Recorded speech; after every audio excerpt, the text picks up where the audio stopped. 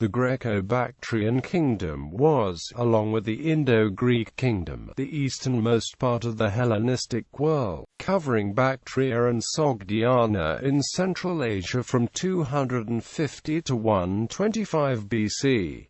It was centered on the north of present-day Afghanistan. The expansion of the Greco-Bactrians into present-day northern India and Pakistan from 180 BC established the Indo-Greek Kingdom, which was to last until around 10 AD.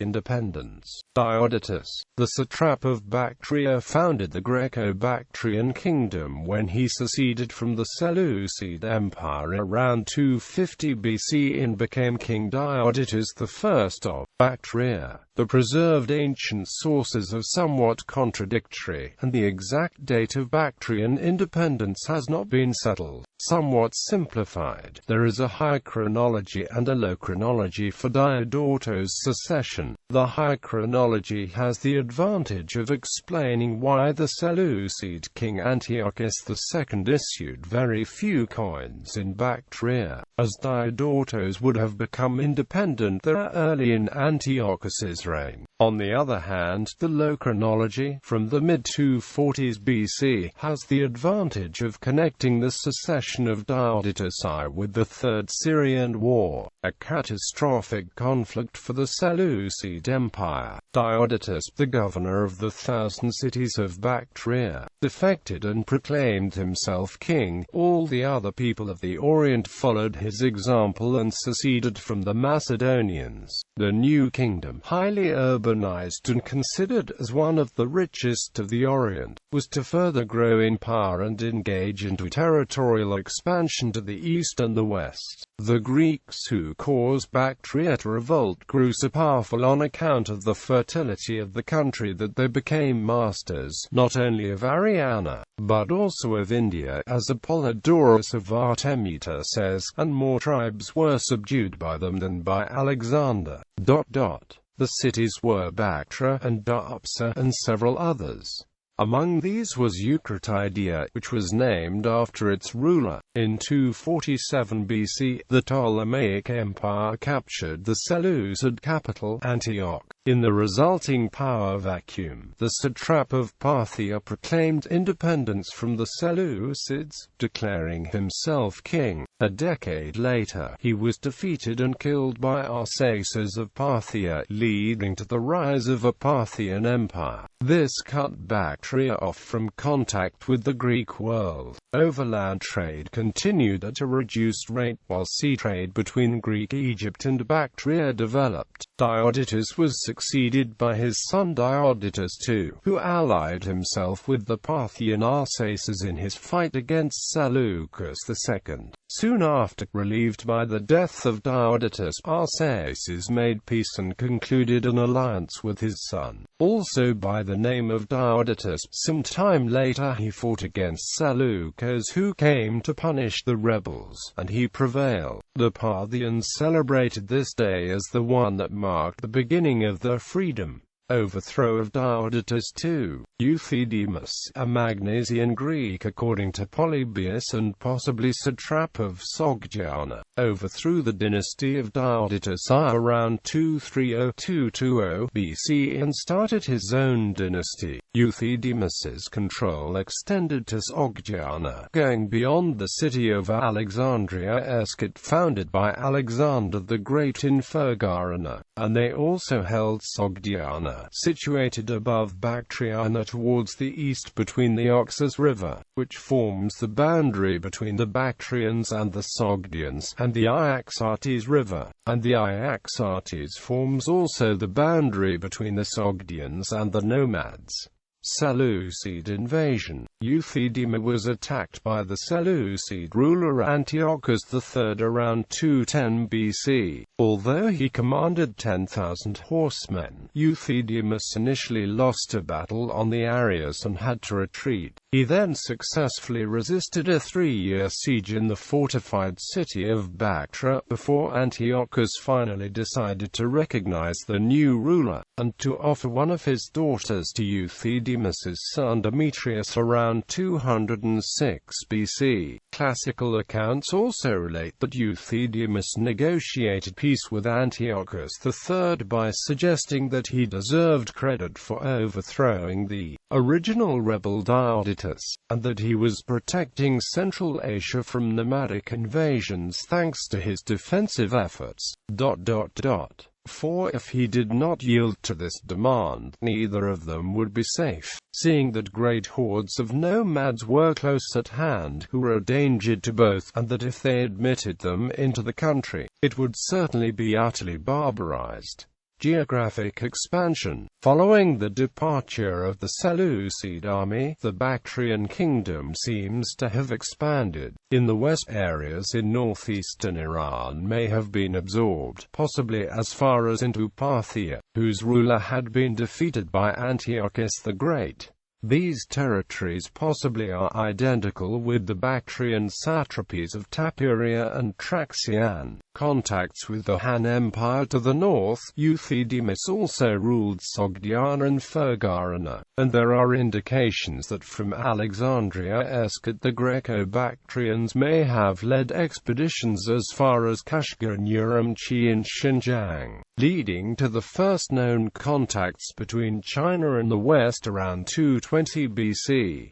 The Greek historian Strabo too writes that they extended their empire even as far as the Seas and the Phryne. Several statuettes and representations of Greek soldiers have been found north of the Tian Shan, on the doorstep to China, and are today on display in the Xinjiang Museum at Urumqi.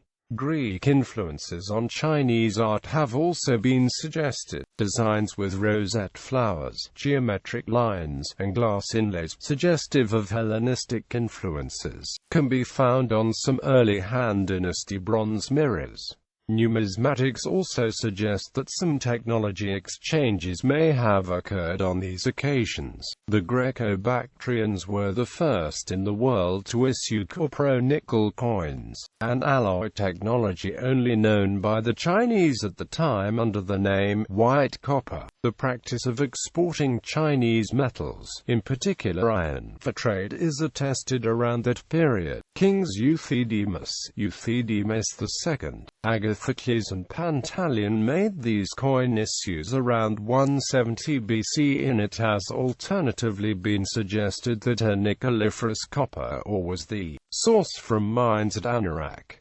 Copper-nickel would not be used again in coinage until the 19th century. The presence of Chinese people in India from ancient times is also suggested by the accounts of the Chinas in the Mahabharata and the Manusmriti. The Han Dynasty explorer and ambassador Zhang Qian visited Bactria in 126 BC, and reported the presence of Chinese products in the Bactrian markets. When Un was in Bactria, Zhang Qian reported, "I saw bamboo canes from Qiong and cloth made in the province of Shu. When I asked the people how they had gotten such articles, they replied, 'Our merchants go buy them in the markets of Chengdu.'" Upon his return, Zhang Qian informed the Chinese Emperor Han Wudi of the level of sophistication of the urban civilizations of Fergana, Bactria and Parthia, who became interested in developing commercial relationship with them. The Son of Heaven, on hearing all this, reasoned thus: "Fergana and the possessions of Bactria and Parthia are large countries, full of rare things, with a population living in fixed abodes and given to occupations somewhat identical with those of the Chinese people, and placing great value on the rich produce of China."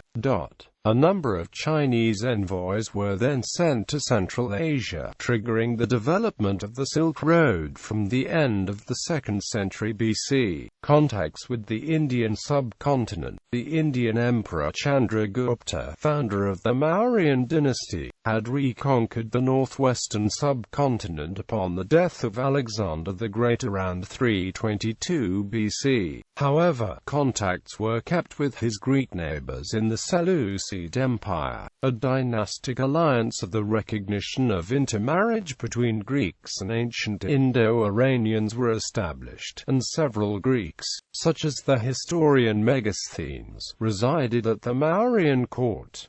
Subsequently, each Mauryan emperor had a Greek ambassador at his court. Chandragupta's grandson Ashoka converted to the Buddhist faith and became a great proselytizer in the line of the traditional Pali canon of Theravada Buddhism, directing his efforts towards the Indo-Iranic and the Hellenistic worlds from around 250 BC. According to the edicts of Ashoka, set in stone, some of them written in Greek, he sent Buddhist emissaries to the Greek lands in Asia and as far as the Mediterranean. The edicts name each of the rulers of the Hellenistic world at the time. The conquest by Dharma has been won here on the borders, and even 600 yoanas away, where the Greek king Antiochus rules. Beyond where the four kings named Ptolemy, Antigonos, Magas and Alexander rule, likewise in the south among the Kolas, the Pandyas, and as far as Tamrapani.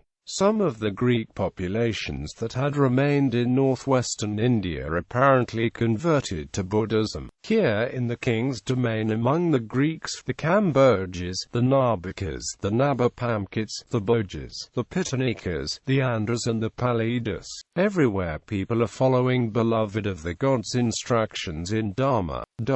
Furthermore, according to Pali sources, some of Ashoka's emissaries were Greek Buddhist monks, indicating close religious exchanges between the two cultures. When the Thiramogalaputta, the illuminator of the religion of the conqueror, had brought the council to an end, he sent forth Theris, one here and one there, and to Aparantaka he sent the Greek name Damarakita, and the Thiramaharakita he sent into the country of the Yona.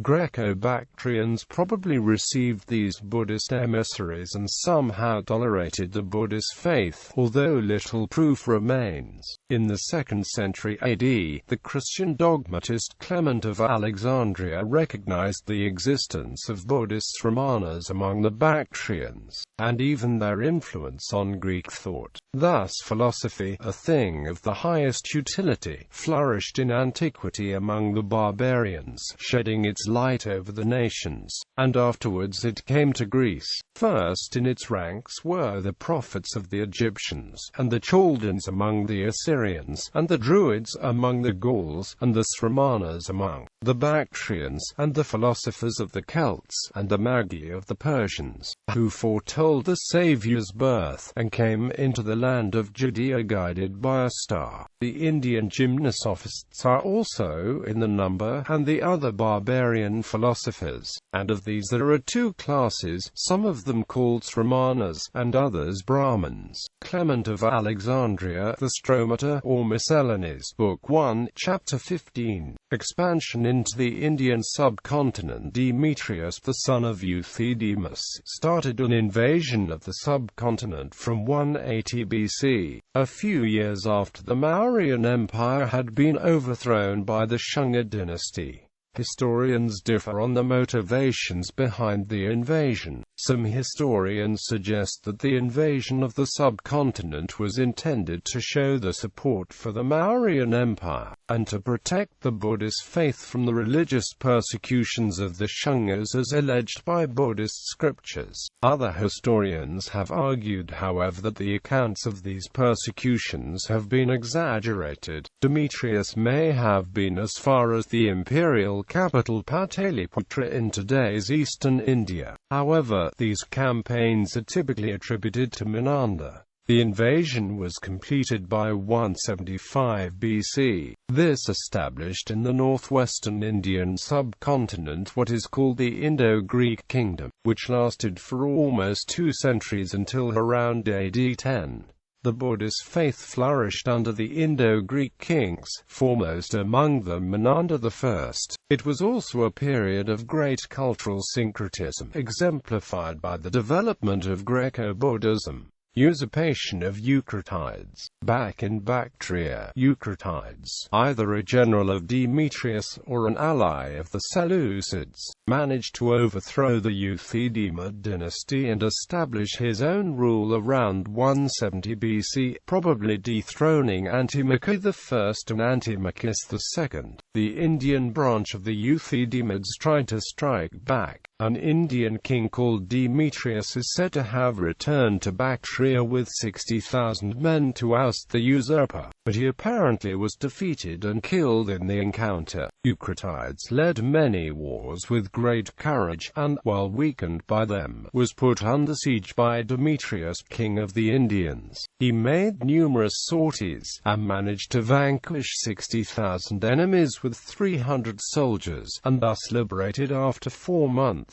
He put India under his rule. Eucratides campaigned extensively in present-day northwestern India, and ruled on a vast territory as indicated by his minting of coins in many Indian mints, possibly as far as the Jhelum River in Punjab. In the end, however, he was repulsed by the Indo-Greek king Menander I, who managed to create a huge unified territory. In a rather confused account, Justin explains that Eucratides was killed on the field by his son and joint king, who would be his own son, either Eucratides II or Heliochus I. The son drove over Eucratides' bloodied body with his chariot and left him dismembered without a sepulchre. As Eucratides returned from India, he was killed on the way back by his son, whom he had associated to his rule, and who, without hiding his parricide, as if he didn't kill a father but an enemy, ran with his chariot over the blood of his father, and ordered the corpse to be left without a sepulchre.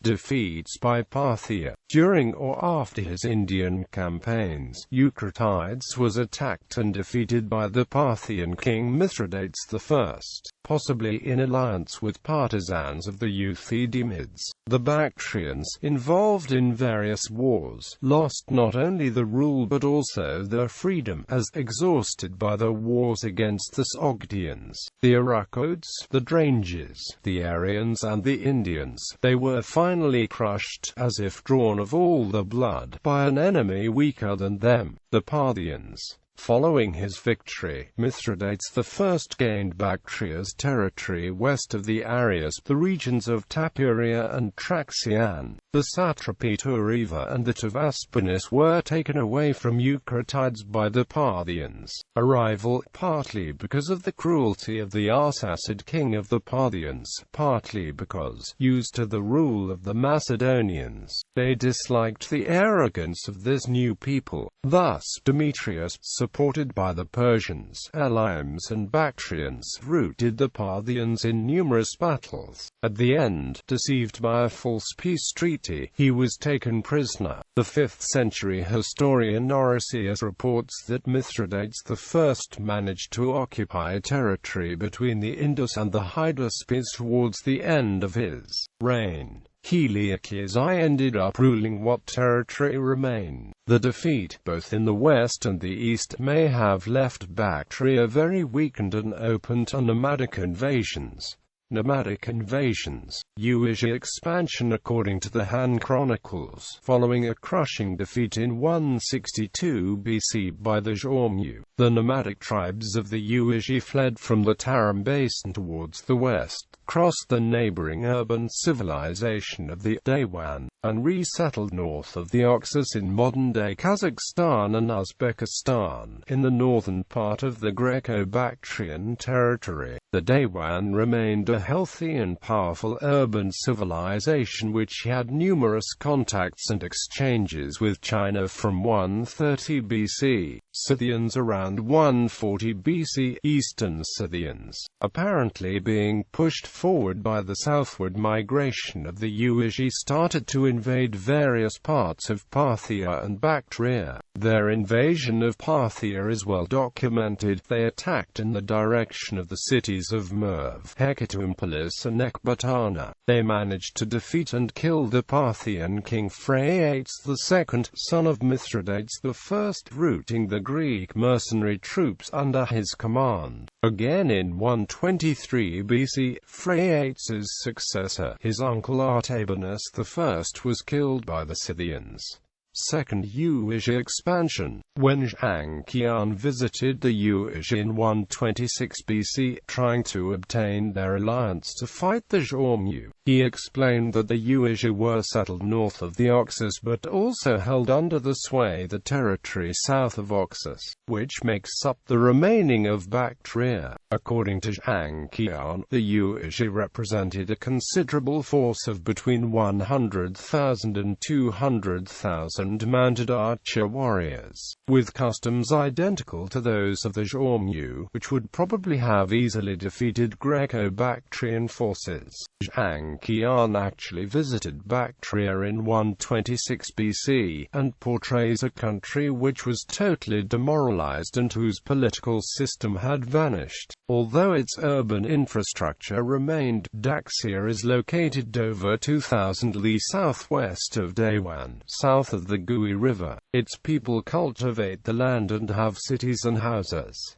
The customs are like those of Daywan. It has no great ruler but only a number of petty chiefs ruling the various cities. The people are poor in the use of arms and afraid of battle, but they are clever at commerce. After the Great Uig moved west and attacked Daxia, the entire country came under the sway. The population of the country is large, numbering some 1 million or more persons. The capital is called the city of Lanchi and has a market where all sorts of goods are bought and sold. The Uig further expanded southward into Bactria around 120 BC, apparently further pushed out by invasions from the northern Wusun. It seems they also pushed Scythian tribes before them, which continued to India, where they came to be identified as Indo-Scythians. The invasion is also described in Western classical sources from the 1st century BC. The best-known tribes are those who deprived the Greeks of Bactriana, the Asii, Passiani, Tochari, and Sakarali, who came from the country on the other side of the Jaxartes, opposite the Sagar and Sogdiana. Around that time the king Heliocles abandoned Bactria and moved his capital to the Kabul Valley, from where he ruled his Indian holdings. Having left the Bactrian territory, he is technically the last Greco-Bactrian king, although several of his descendants, moving beyond the Hindu Kush, would form the western part of the Indo-Greek Kingdom. The last of these western Indo-Greek kings, Hermias, would rule until around 70 BC, when the Uig again invaded his territory in the Paropamisade. Overall, the Uig remained in Bactria for more than a century. They became Hellenized to some degree, as suggested by their adoption of the Greek alphabet to write their Iranian language, and by numerous remaining coins, minted in the style of the Greco-Bactrian kings, with the text in Greek. Around 12 BC the Uig then moved further to northern India, where they established the Kushan Empire. Main Greco-Bactrian kings. House of Diodotus, territories of Bactria, Sogdiana, Fergarana, Arachosia, Diodotus Icoins. Diodotus II, son of Diodotus Icoins. The existence of a third Diodotid king, Antiochus Nicator, perhaps a younger son of Diodotus I, has recently been suggested. Many of the dates, territories, and relationships between Greco-Bactrian kings are tentative and essentially based on numismatic analysis and a few classical sources. The following list of kings, dates and territories after the reign of Demetrius is derived from the latest and most extensive analysis on the subject by Osmond Bopiracci. House of Euthydemus, territories of Bactria, Sogdiana, Fergarana, Arachosia. Euthydemus I overthrew Diodotus II. Coins. The descendants of the Greco-Bactrian king Euthydemus invaded northern India around 190 BC. A dynasty was probably thrown out of Bactria after 170 BC by the new king Eucratides, but remained in the Indian domains of the empire at least until the 150s BC. Demetrius I, son of Euthydemus I, Greco-Bactrian king and conqueror of India. Coins. The territory won by Demetrius was separated between western and eastern parts, ruled by several sub-kings and successor kings. Territory of Bactria. Euthydemus II, probably a son of Demetrius. Coins. Antimachus I, brother of Demetrius, defeated by usurper Eucratides. Coins. Territories of Paropamisade, Arachosia, Gandhara, Punjab. Pantaleon, possibly another brother and co-ruler of Demetrius I. Agathocles, yet another brother. Coins. Apollodotus I, a fourth brother. Antimachus II, Nikephoros. Demetrius II. Coins. Menander, legendary for the size of his kingdom and his support of the Buddhist faith. It is unclear whether he was related to the other kings, and thus if the dynasty survived further. Coins. Followed by Indo-Greek kings in northern India. House of Eucratides. Territory of Bactria and Sogdiana. Eucratides I 170 c. 145 BC. Coins. Plato co-region c. 166 BC. Eucratides II 145-140 BC. Coins. Heliocles. Heliocles, the last Greek king of Bactria, was invaded by the nomadic tribes of the Uashi from the north. Descendants of Eucratides may have ruled on in the Indo-Greek Kingdom. Military forces. Before the arrival of the Greek settlers, the armies of Bactria were overwhelmingly composed of cavalry and were well known as effective soldiers, making up large portions of the Achaemenid cavalry contingents. 2,000 Bactrian horsemen fought at the Granicus against Alexander and 9,000 at the Battle of Gaugamela on the left flank of Darius's army. Herodotus also mentions the widespread use of chariots among the Bactrians. After Alexander's conquest of Bactria, Bactrian cavalry units served in his army during the invasion of India and after the Indian campaign. Alexander enlarged his elite companion cavalry by adding Bactrians, Sogdians and other East Iranian cavalrymen. Both Aeschylus and Curtius mention that Bactria was able to field a force of 30,000 horse.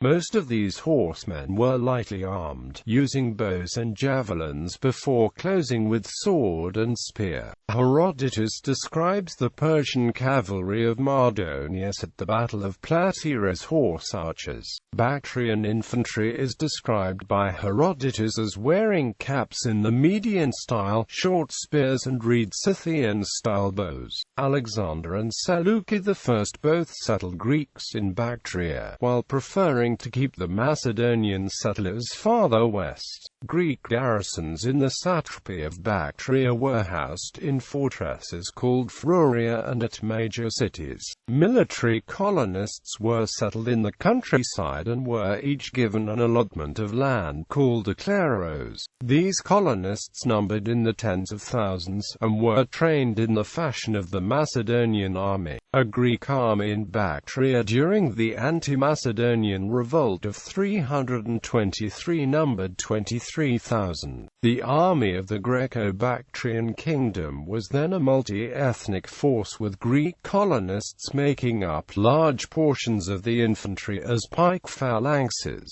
supported by light infantry units of local Bactrians and mercenary javelin-wielding Thuriaphoroi. The cavalry arm was very large for a Hellenistic army and composed mostly of native Bactrian, Sogdian and other Indo-Iranian light horsemen. Polybius mentions 10,000 horse at the Battle of the Arius River in 208 BC. Greco-Bactrian armies also included units of heavily armored cataphracts and small elite units of companion cavalry. The third arm of the Greco-Bactrian army were the Indian war elephants, which are depicted in some coins with a tower or howdah housing men armed with bows and javelins. This force grew as the Greco-Bactrian Kingdom expanded into India and was widely depicted in Greco-Bactrian coinage. Other units in the Bactrian military included mercenaries or levies from various surrounding peoples such as the Scythians, i.e., Indians and Parthians.